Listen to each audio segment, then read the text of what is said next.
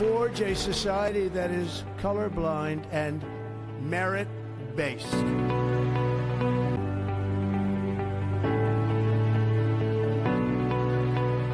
Okay.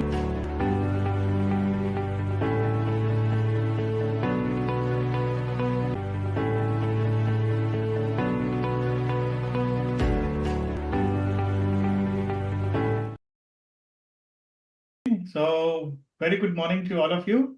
Hi, Syria, and hi, Mario. How are you guys? Doing wonderful. How are you? Wonderful, wonderful. So, what do we have today? Of course. So the first question is, when presenting awards, how does USCIS differentiate between gold, silver, or other award tiers?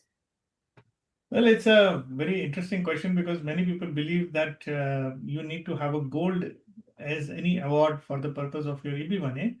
But let's understand that legislation does not kind of differentiate between the awards. It's like saying that if somebody were to participate in Olympic, I mean, you get gold, silver, or bronze, you would definitely be a contender for, one-time award category, which is you don't have to fulfill any criteria for that then actually.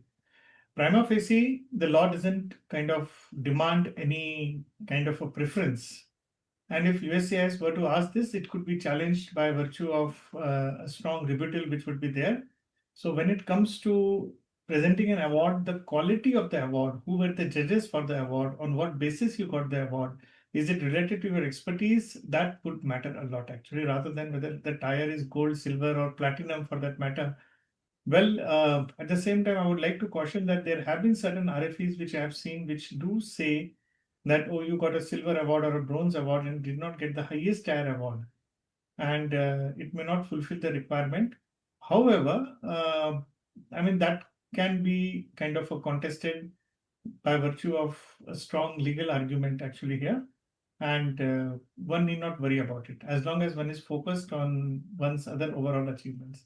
And awards are just a byproduct of your overall other work actually. It is just a kind of a stamp of your excellence, as the entire EB1A is a stamp of your excellence. This would be a stamp of your excellence. Okay, so let's proceed to the next one actually. Yeah, absolutely. So our next question, they ask, I'm trying to understand how the next league program decides what not to include in a case. I feel like I've done a lot, but not everything is equally strong.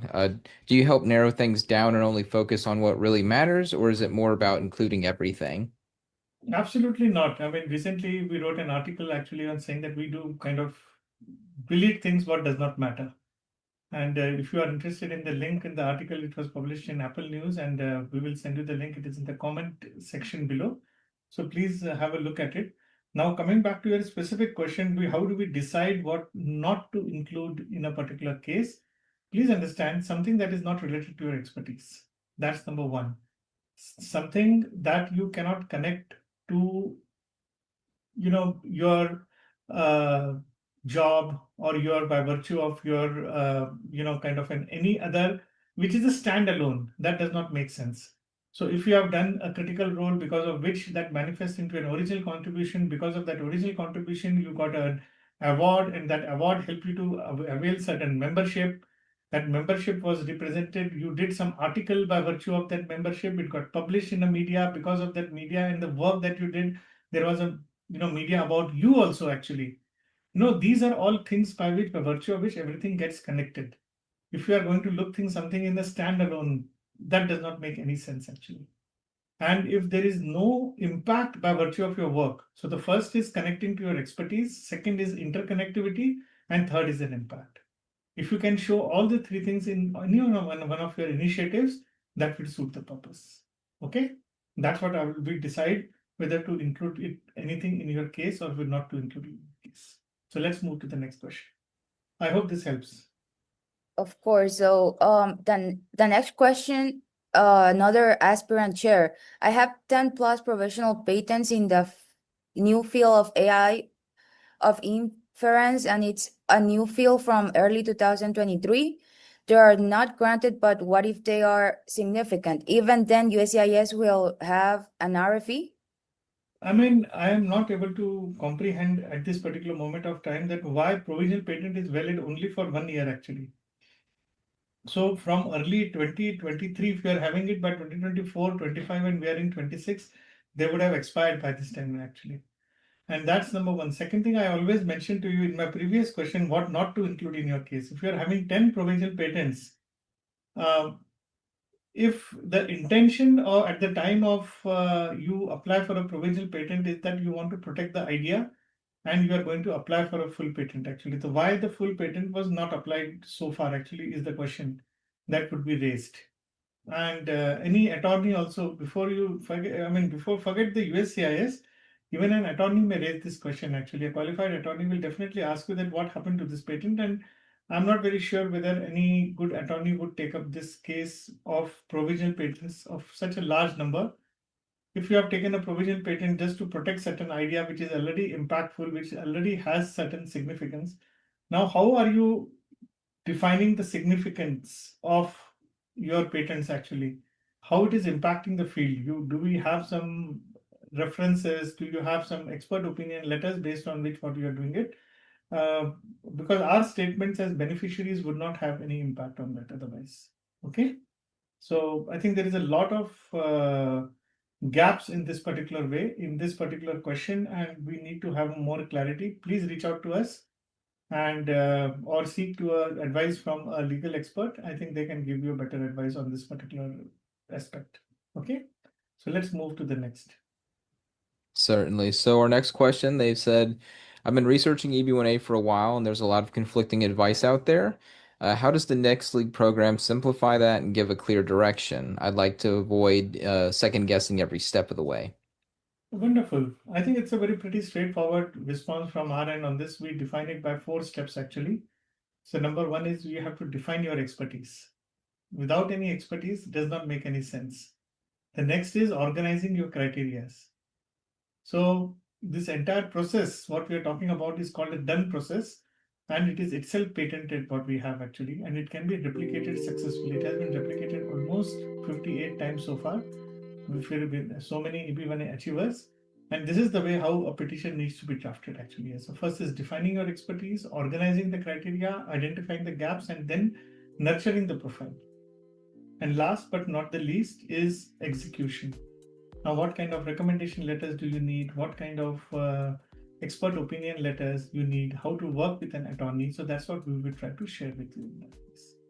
So I repeat, then your petition becomes EB1A done.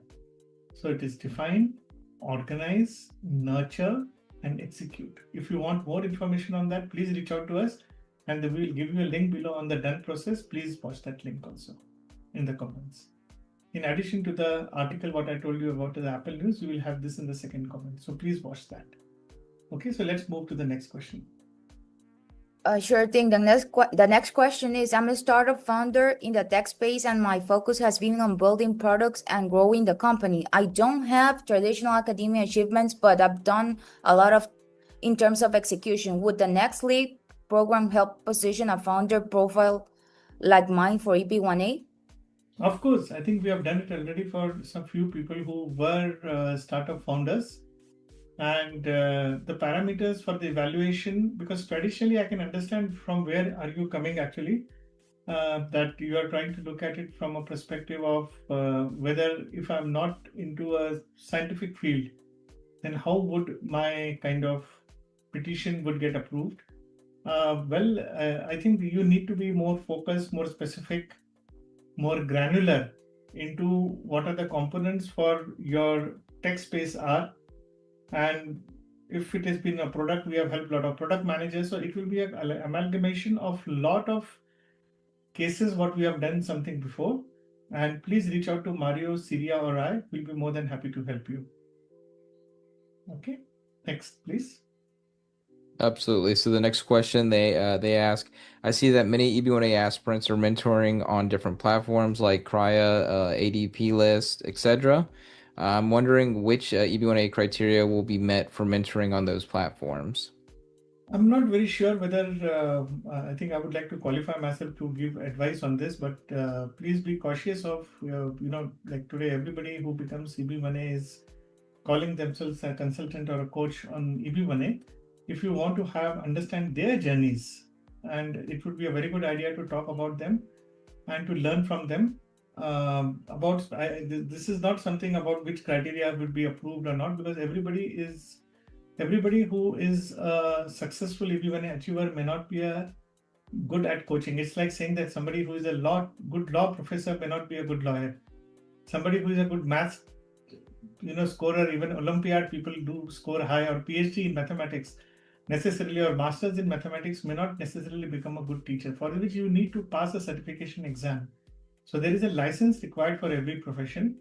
And as far as I can speak only about ourselves, lawyers are qualified professionals, and Nextleague is also a law firm given a license by and under the supervision of Arizona Supreme Court.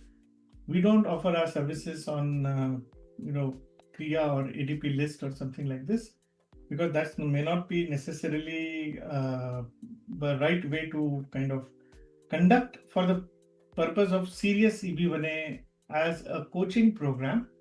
But however, if somebody is kind of talking about their own careers or their own journeys, it might serve as a wonderful platform to kind of understand.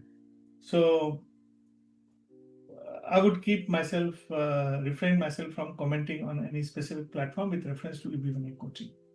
Okay. So let's move to the next question. Sure thing. So the next question is, I'm a senior data scientist with patents, some citation and experience leading projects, but I've seen profiles like mine still get RFEs or even denied. How does the Nextleague program go beyond just listing achievements and actually make the case strong under scrutiny? Remember, Nextleague is a coaching program, and we are talking about legal services per se, actually. So the idea is to empower you to understand the nuances of immigration jurisprudence, actually, that how to kind of function, how to kind of do things in a most appropriate manner. How are you connecting? So fundamentally, please remember trying to fit into the criteria. And you saw the earlier question, so I want 10 provisional patents. Will that work? One needs to be very, very cautious about this, actually. It should not be done in a best possible way, I would say that. If you have been a senior data, we have seen people who are 20. We had a 26-year-old data scientist, and by the time he was 28, he got it approved. Also, actually, we have even seen somebody who is 26-year-old, in healthcare field getting approved, but also, somebody drawing $1 million salary getting rejected.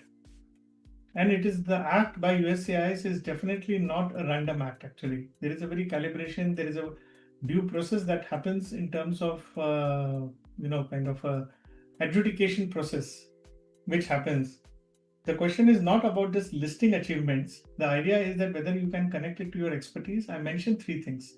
Whether you can connect it to your expertise, whether there is an interconnectivity with other elements and initiatives which are there. And number 3, and most important, is that can you create part of a cohesive story here, actually. If you cannot do that, then we should not be using that, actually, whether it is a patent or essentially cohesive story by virtue of an impact. If there is no impact, you cannot use this. And it is not 1 out of 3 or 2 out of 3. All 3 out of 3 should be fully met, actually, here. So I think what you need is a more education on EB1A. Please reach out to us or watch certain videos which are available on EB1A by us, and that will help you. And let's take the last question, guys. Yeah, absolutely. So the last question they ask, how should recommenders be selected in positions? I have several CEO and VP level leaders in my organization who are willing to write LORs about my impact, but I'm not sure how to organize and have them write the necessary information to show the USCIS my impact. Well, there is a particular framework that we always follow, that someone should be talking about themselves first in terms of their qualification. They should be aware of your work.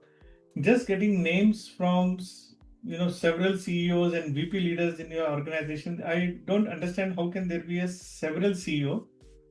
There should be only one CEO of an organization. So there could be multiple level people who could be offering, and if you're CEO or a CXO, possibly you meant to say CXO leaderships, you want to say possibly, and if they are willing to help you out, but they should be aware of your work.